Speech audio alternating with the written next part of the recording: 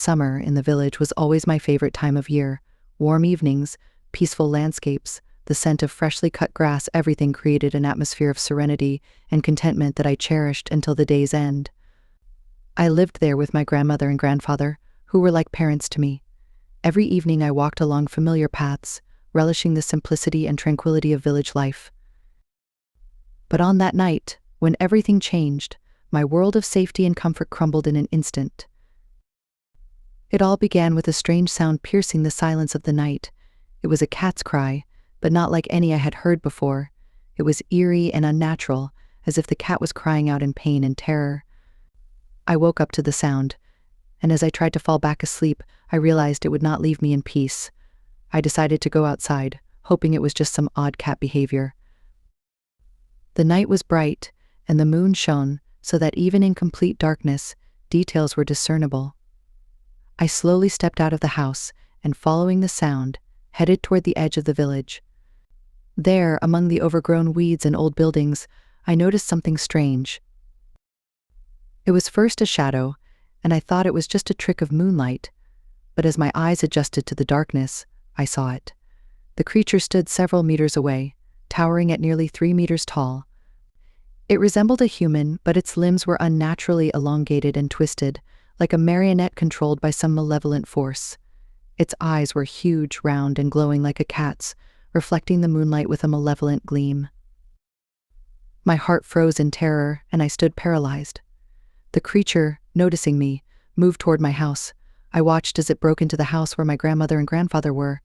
I couldn't and didn't want to believe my eyes, but I saw it mercilessly attacking them. Their screams, mingling with the cat's cries, filled the night and shattered my sanity.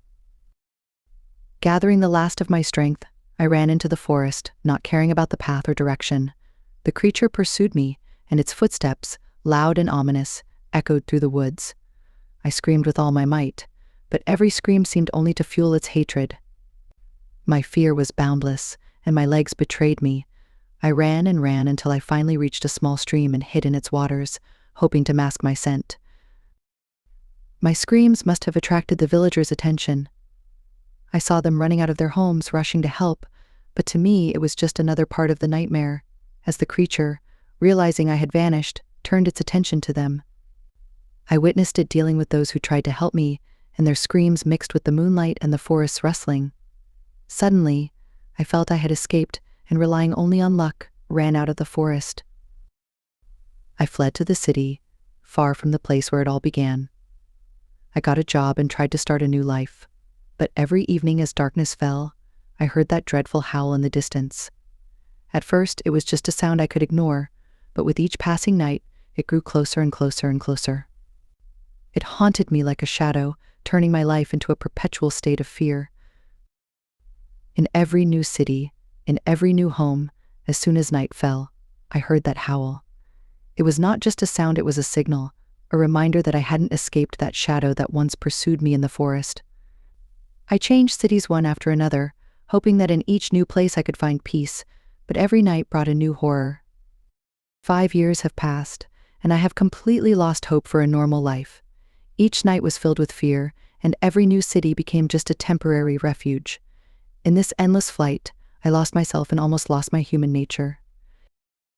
Tonight, I sat in an old house I had just rented in yet another new city. I can't say this is the last house I'll live in, but I feel it might be the last night. I write these words to leave my mark, to have my words recorded, to ensure that someone knows what happened to me.